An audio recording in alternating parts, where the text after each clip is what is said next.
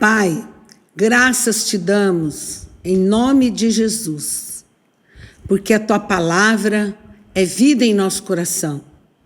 E nessa noite nós viemos para aprender, para receber com todo amor a tua palavra de vida, a tua palavra de poder, a tua unção e revelação da tua verdade.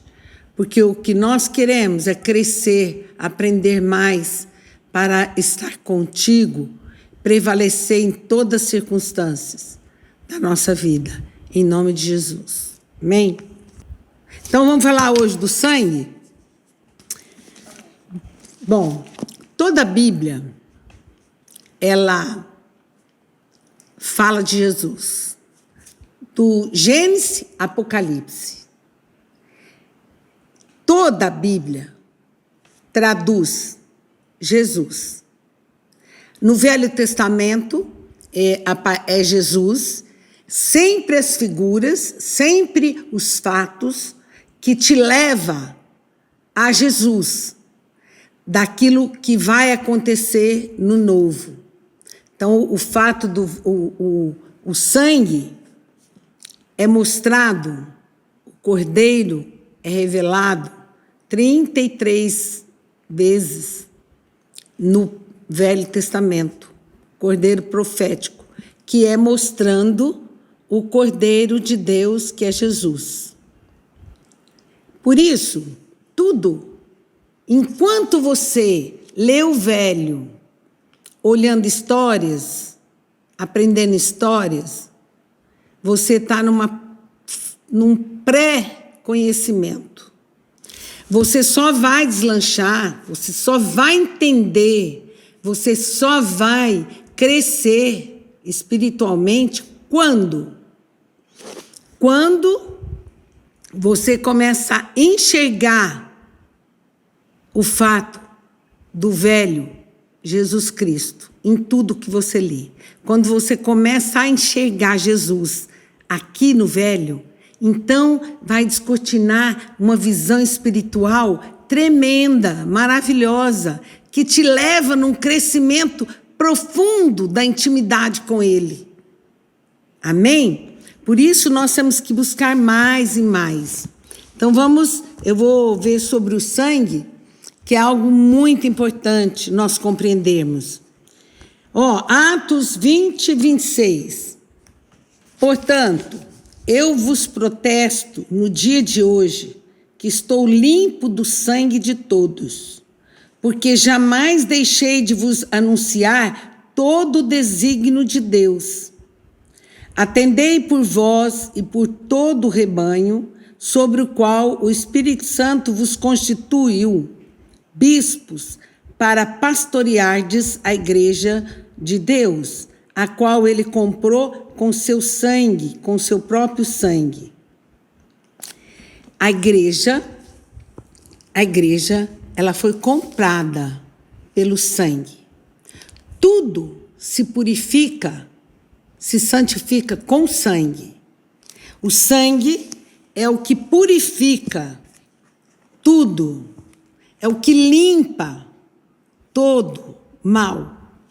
Então, ele diz também, quando o sangue, no início, quando Deus criou Adão e Eva,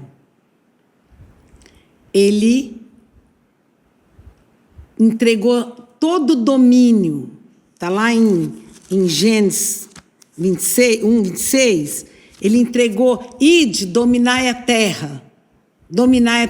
Todo o domínio ele entregou da terra, ele entregou a terra para Adão e para Eva. E ele disse, olha, vocês não podeis comer daquele fruto. O que significa a proibição de duas árvores? A árvore do conhecimento do bem e do mal e a árvore da vida. Significa a liberdade do homem. Porque se Deus criasse todas as coisas sem restrição alguma, o homem ia dizer, eu sou bom porque eu sou obrigado a ser bom. Eu sou obrigada, não tive escolha. E Deus não criou o homem dessa forma. Ele criou o homem com liberdade de escolha. Se quiserdes e me ouvirdes, comereis o melhor dessa terra. Se quiserdes, depende do querer. Por isso, nós não podemos convencer ninguém, porque o Espírito Santo não trabalha num coração que não quer ser transformado, ser mudado. E Adão pecou. E Adão pecou por quê? Comendo o fruto que a Eva lhe deu. Na verdade, foi a Eva que pecou. Comeu do fruto que não poderia. O pecado deles foi pecado de desobediência. Por isso, quando o homem desobedece a Deus, ele se esconde de Deus. Ele não quer ir na igreja, ele não quer ler Bíblia, ele não quer orar, ele não suporta ficar muito tempo ali. Por quê? Porque, na verdade, o pecado interrompe essa comunhão nossa com Deus. O pecado destrói essa ligação, impede a ligação. E é o que aconteceu com Adão. Adão, quando pecou, quando comeu do fruto, Deus, todos os dias, Deus passeava no jardim, na virada do dia, e ele falava com Adão, com Eva, conversava. Mas a partir de então, desse momento, o que aconteceu? Eles deixaram de estar aguardando Deus. Deus diz, Adão, e Adão se escondeu. Quando o homem peca, hoje, naturalmente ele se esconde, ele foge do pastor, ele foge das pessoas, ele foge da igreja. O pecado faz do homem afastar-se de Deus. Mas, como Deus, para abrandar a ira do pecado sobre o homem, que ele fez? Quando Adão pecou, ele descobriu e viu que estava nu. Deus, então, matou o animal, e eu creio que pode ser um cordeiro, mais provável um cordeiro, porque tudo se move em cima do cordeiro, mas a Bíblia diz, matou o animal. E cobriu Adão e Eva com aquela pele. Então, o homem se escondeu e Deus afastou ele de vez. Ele falou, aí a maldição entrou na terra. Se você ler lá em Gênesis, você vai ver que a maldição. A mulher teria agora dor de parto. O homem, você pode ver que todos os animais, tudo, eles não precisam trabalhar para comer.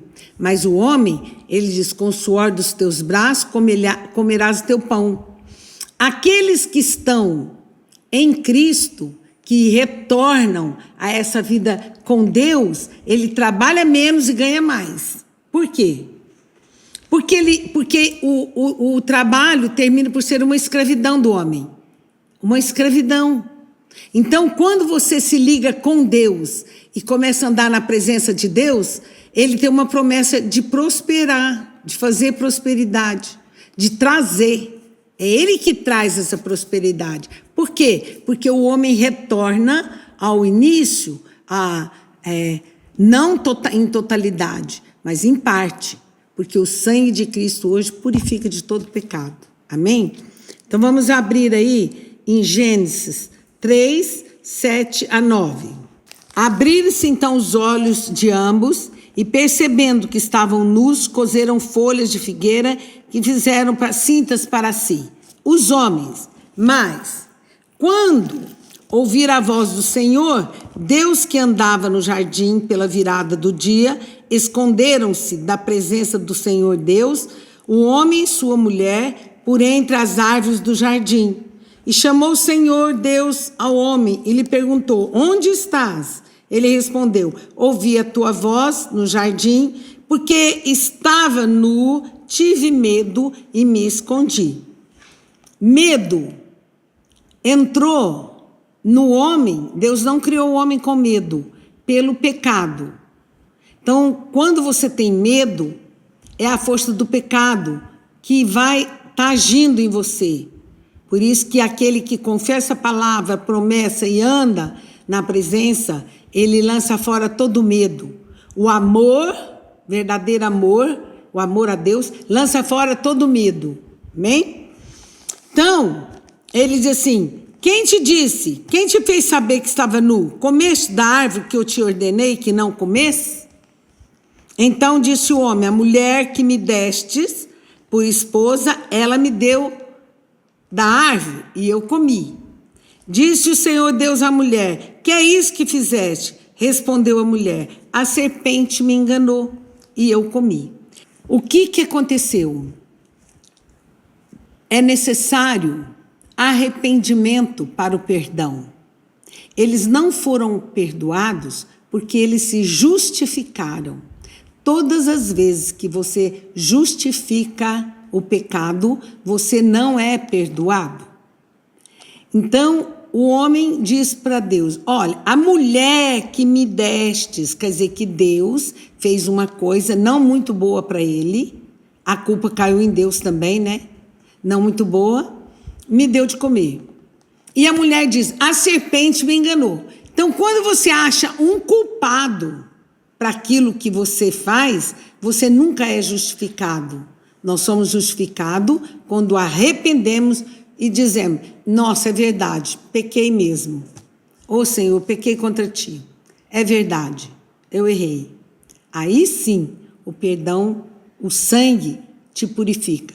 Mas como eles não houve arrependimento, então aquele sangue que Deus derramou na terra pela primeira vez, aquele sangue cobriu o pecado, não tirou o pecado.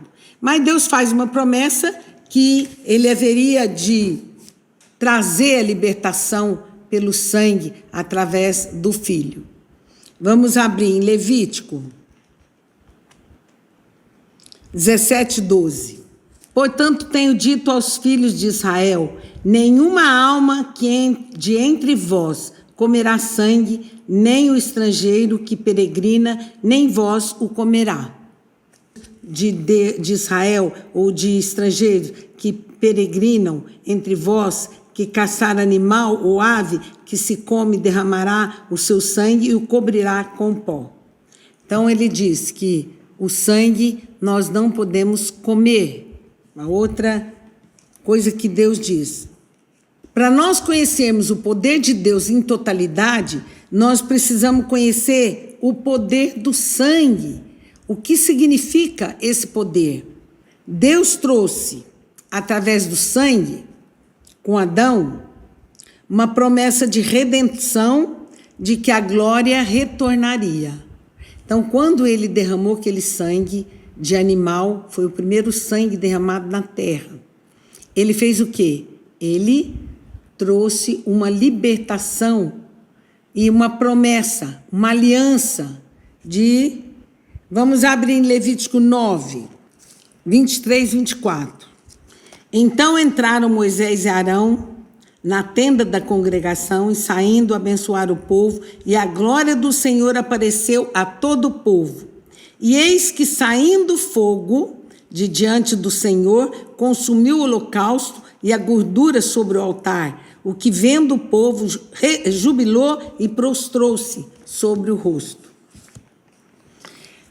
Como que eles sabiam que a oferta era aceita? Todas as vezes que o sangue era derramado na terra, todas as vezes que derramava-se o sangue como sacrifício, como oferta, descia fogo. Quando Abel e Caim ofertou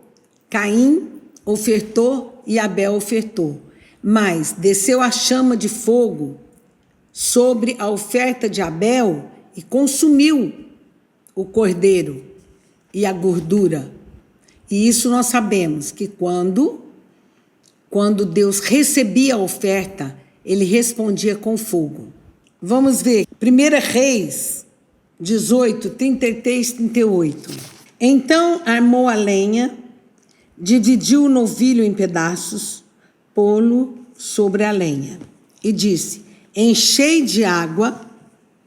Essa passagem é a passagem de Elias.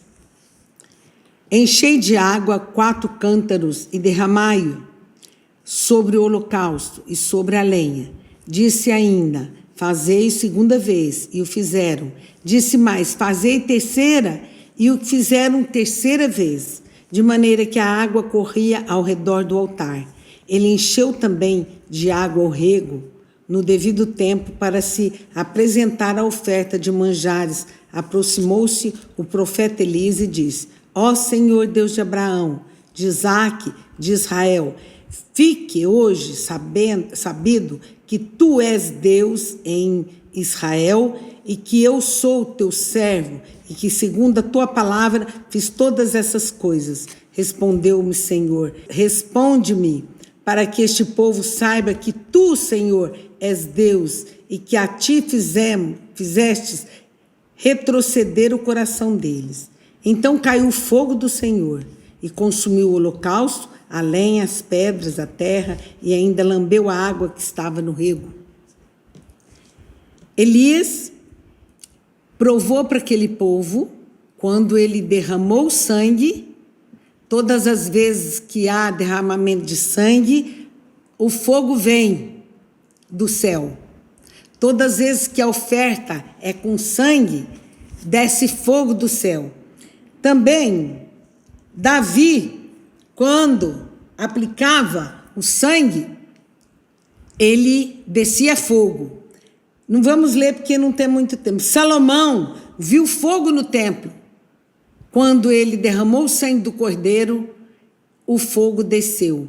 E assim, em Pentecostes, quando Jesus veio, porque Jesus simbolizava o cordeiro sem pecado. Naquela época, Deus mandou que fizesse o holocausto para oferta e abrandar a ira de Deus dos pecados, não para apagar, para abrandar. Todas as vezes que derramou são cordeiros proféticos, simbolizando o que Jesus iria fazer, o que Jesus iria realizar. Então, nós vemos que 33 vezes, se vocês quiserem anotar, aparece o cordeiro profético. Lá em Êxodo 2, simbolizando Cristo, quando Deus mandou Moisés, ao sair do Egito, passar o sangue nos umbrais das portas. E aonde houvesse o sangue passado nos portais, o anjo da morte não ia entrar. Hoje, quando nós aceitamos Jesus, nós recebemos o sangue sobre nós. O pastor Luciano, já contei para vocês, que um dia ele foi acudir um homem, ele nem era novo convertido. Ele foi acudir um homem na rua e o homem olhou para ele e disse assim: ai, vai para lá com esse sangue. O homem estava possuído. Aí ele falou: sangue? Imaginou o quê? Depois ele lembrou: está amarrado. E o cara fala: me desamarra. Aí ele entendeu que o sangue, que o inimigo do reino espiritual, ele vê o sangue em nós. Ele vê o sangue passado em nossas portas. Ele vê sobre o nosso trabalho. Tudo que nós realizamos, quando nós clamamos o sangue, desce fogo, desce poder.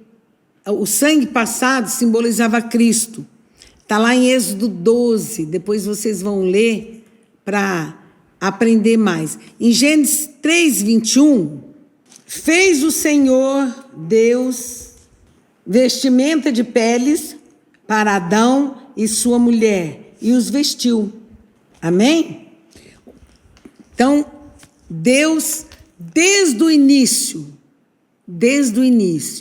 ele começa mostrando o poder do sangue, para que, ao reconhecermos que esse sangue, ele traz fogo do céu, quando nós entregamos a nossa vida a Jesus, ele passa o sangue sobre nós. E ao passar o sangue, o fogo que desce purifica o nosso pecado. Nós ficamos livres do pecado. Isso que é importante você ensinar, porque as pessoas recebem a palavra, mas caminham cheio de condenação, cheio de culpabilidade. Por quê? Porque não crê no poder do sangue de Jesus. Não crê. E a coisa mais importante que tem é nós crermos, porque a promessa foi dada. Noé, a primeira coisa que Noé fez quando ele desceu da arca foi erguer um altar e imolar o cordeiro para santificar. E o fogo desceu ali, e veio fogo do céu. Abraão, quando ele foi ofertar o seu filho, e vocês sabem que é proibido, Deus não aceita a oferta de pessoas, mas a prova que Deus quis dar a Abraão justamente foi essa: me dê o seu próprio filho. Isso, Isaac, o filho de Abraão, simboliza, ele cumpriu exatamente como Jesus fez. Ele simboliza o cordeiro que Deus proveu para tirar o pecado. Não mais para abrandar, mas agora para tirar, remover o pecado. Deus removeu o pecado da nossa vida pelo poder do sangue. Era necessário que Jesus cobrisse todo o sangue dele derramado. Amém? Jacó também recebeu a promessa. Quando derrama-se sangue, o cumprimento da promessa. Isso é, Moisés também fez aliança com Deus, cumprindo. Amém? Vamos abrir em Êxodo 24:8. Deus fazia com que Moisés subisse lá no morro para falar com ele. Então Moisés subia, ficou ali 40 dias, ficava ali um tempo para ouvir as leis, para receber as leis, para ouvir do Senhor. Agora, vamos ler o versículo 5. Enviou alguns jovens dos filhos de Israel, os quais ofereceram ao Senhor holocaustos e sacrifícios pacíficos de novilhos. Moisés tomou metade do sangue e o pôs em bacias, e outra metade aspergiu sobre o altar. E tomou o livro da aliança e o leu ao povo. E eles disseram: tudo o que falou o Senhor faremos e obedeceremos. Diga assim: tudo o que falou o Senhor nós faremos e obedeceremos. Tá vendo? A obediência traz para nós a unção da glória de Deus e o perdão e a aliança. Então tomou Moisés aquele sangue, aspergiu sobre o povo e disse: eis aqui o sangue da aliança que o Senhor fez convosco a respeito de todas essas palavras. E subiram Moisés, Arão e Nadab e Abiú, e 70 dos anciãos de Israel, e enviaram o Deus de Israel, sob cujos pés havia uma como pavimentação de pedras de safira, que se parecia com o céu na sua claridade. Deus fez uma aliança. Olha aqui, a aliança de Deus, no versículo 23, 25. Acha aí, para você guardar e meditar sobre isso. Servireis ao Senhor, vosso Deus, e Ele abençoará o vosso pão e a vossa água, tirará do vosso meio as enfermidades.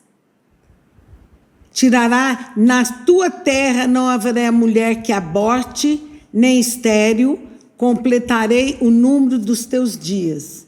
Glória a Deus. Está vendo a promessa? A aliança de Deus com o povo. Servireis ao Senhor vosso Deus, e Ele abençoará o vosso pão e a vossa água, e tirará do vosso meio toda enfermidade. As enfermidades. Na tua terra não haverá mulheres que aborte, mulher que seja estéril. Amém? Essa é uma das promessas de Deus. Olha, procure ler o livro de Êxodo. Ele vai te fazer compreender muito sobre o sangue. É muito bom. Vamos ver Êxodo 12, 5. Quando Deus diz a Moisés para fazer um holocausto. Imagina a cena. Aquele sangue dos cordeiros jogando no povo. Pode imaginar? E a cena do holocausto? Que havia sangue por todo lugar. Pois nós vamos ver aqui, vamos ler? Que coisa, imagina hoje, se nós tivéssemos que matar o cordeiro, que imolar o cordeiro, que pegar aquele sangue e aspergir, e, nossa, que trabalho que o povo não tinha. E hoje o sangue de Jesus cobriu nós de tudo. Vamos lá. 5. O cordeiro será sem defeito, macho de 1 ano, podereis tomar um cordeiro ou um cabrito, e o guardareis até o 14º dia desse mês. E todo o ajuntamento da congregação de Israel o imolará no crepúsculo da tarde. Tomarão do sangue e o porão em ambas as ombreiras das vergas da porta, nas casas em que o comerem. Não vamos ler porque nós já lemos isso aí. No Levítico 14, abre aí. Disse o Senhor a Moisés: esta será a lei do leproso no dia da sua purificação. Será levado ao sacerdote. Este sairá fora do arraial, o examinará. Se a praga da lepra do leproso está curada, então o sacerdote ordenará que se tomem para aquele que se houver de purificar 2 aves vivas e limpas. Veja bem, diga comigo, o sangue purifica. Nada se pode purificar sem sangue. Quando você quer purificar uma pessoa, quando você quer limpar uma pessoa, você tem que usar o sangue, cobrir com o sangue de Jesus. Entendeu? É assim que limpa. E aqui ele simbolizava Cristo porque ele usava de uma forma para que as pessoas entendessem quando viesse Jesus. O versículo 4. Então o sacerdote ordenará que se tomem para aquele que se houver de purificar 2 aves vivas e limpas, e pau de cedro e estofo, carmesim e sopo. O pau de cedro significava a cruz. O estofo significava escarlate, o sofrimento. O isopo significa fé.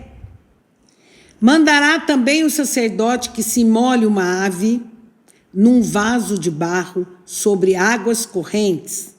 Tomará a ave viva e o pau de cedro, e o estofo, carmesim e o isopo, e os molhará no sangue da ave que foi imolada sobre as águas correntes. E sobre aquele que há de purificar-se da lepra, aspergirá 7 vezes, então o declarará limpo e soltará a ave viva para o campo aberto. E significa, a árvore que morreu Jesus, lá na cruz, o madeiro, a fé, que nós temos que usar nessa atitude dele, né? E o sofrimento. Uma ave era morta e a outra era solta. A morte e a ressurreição. Quando eles imolavam o cordeiro, um cordeiro era oferecido em holocausto, o outro era solto no campo. Amém? Então, vamos seguir. Moisés aplica o sangue no tabernáculo. Vamos ver como que ele aplicava. Há uma corrente de sangue no portão até o Santo dos Santos. Do portão que entrava para o átrio até os santos dos santos, havia uma corrente de sangue. Quando o povo fazia a oferta uma vez por ano, há sangue no altar de incenso, sangue na arca da aliança, sangue no lugar santo, sangue na corte exterior, na pia do altar de sacrifício. Há um rio de sangue correndo pelo tabernáculo. Por quê? Porque não se pode entrar na presença de Deus sem sangue. Olha, somente aqueles que nascem de novo tornam-se filhos e ele tem comunhão para falar com o Pai.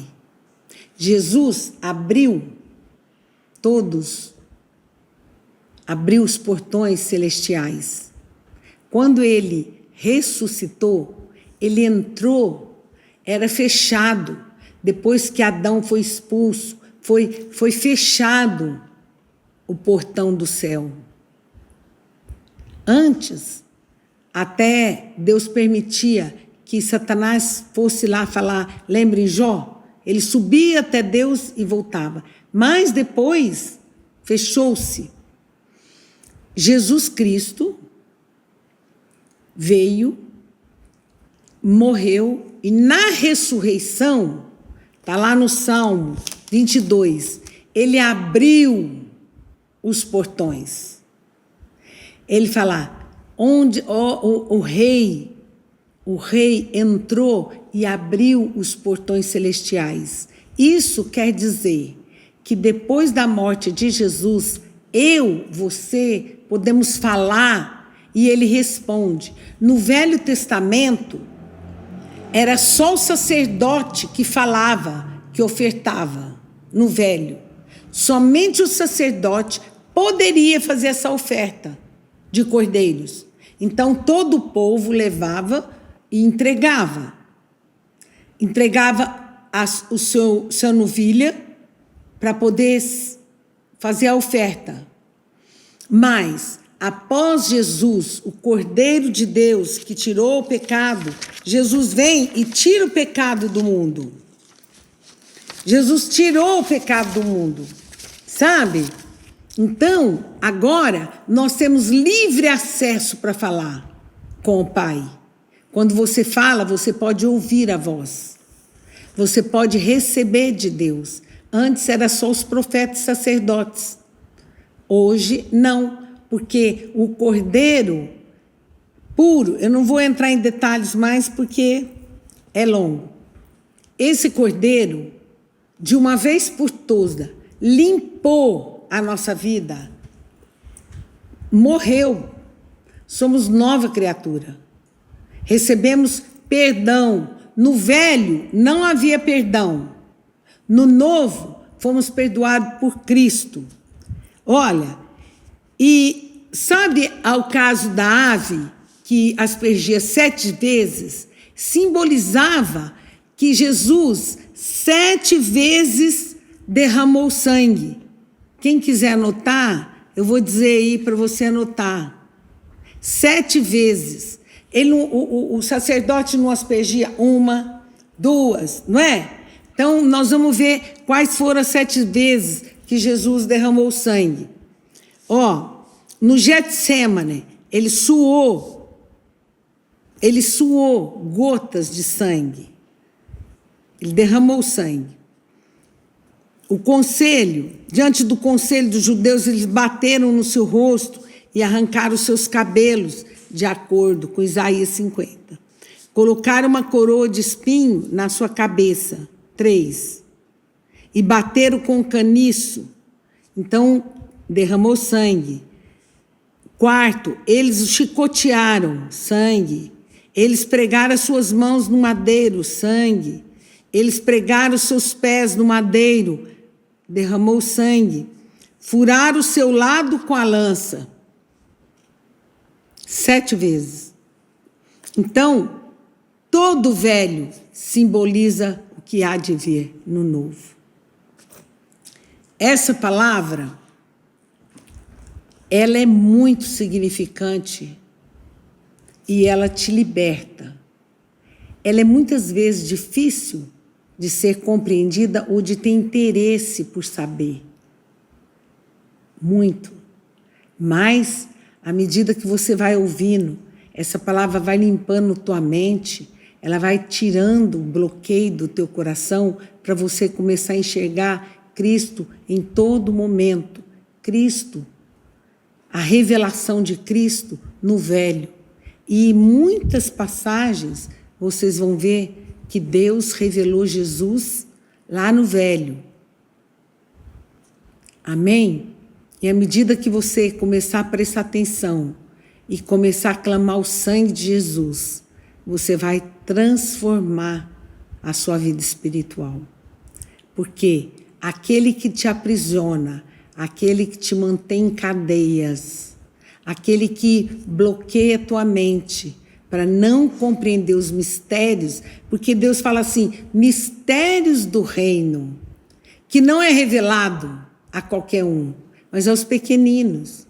Então, esses mistérios que você tem que desejar compreender, desejar enxergar. É esses mistérios que você tem que buscar para Deus te revelar, para você subir degraus e aproximar de Deus. Muitas coisas as pessoas não têm como compreender, porque ainda não lhe foi revelado. Mas nós que nos dispomos o coração, abrimos para poder servir, nós precisamos, de toda forma, buscar conhecer Jesus no Velho. Amém? Em nome de Jesus. Eu tenho aqui, você pode marcar aí. O sangue é libertação e redenção. Do quê? Da separação que houve do homem com Deus. Redenção e remissão. São duas palavras que acontecem quando você recebe o sangue. É a libertação e o perdão. Remissão, ele remove de uma vez por todas. A redenção, ele liberta. Olha, segundo, proteção. Êxodo 11, o 12, fala sobre isso. Ele protege do inimigo. Ele cobre a nossa vida, ele cobre a nossa casa, ele cobre as suas finanças, ele cobre a sua influência, ele cobre os seus bens, nossos bens, amém? E ele protege. Terceiro, purificação. Não há purificação de enfermidades, de doenças, do mal, sem derramar o sangue. Por isso, quando você quer orar para uma pessoa, você precisa clamar o sangue. Você precisa aplicar o sangue por cobertura naquela vida. E como nós temos o sangue por proteção, você pode orar e dizer, olha, aqui na minha casa você não entra, no meu corpo está fechado, não entra, porque o sangue é maior do que toda enfermidade. Amém? Porque a palavra é o poder de Deus.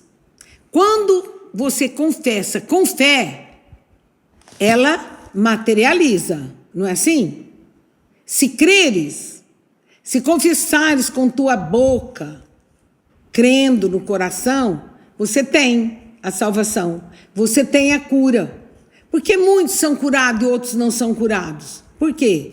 Porque é interessante que a nossa vida tem que estar direcionada naquilo que você quer. É muito interessante a gente orar para as pessoas ficam curadas ali, você não. Por quê? Porque você não aplicou o sangue, a cura para si. Ah, tá bom. Dentro de você está complacente com aquilo. Deixa lá. Ah, o dia que quiser curar, vai curar. Você não se importa Por isso que muitos são curados, outros não.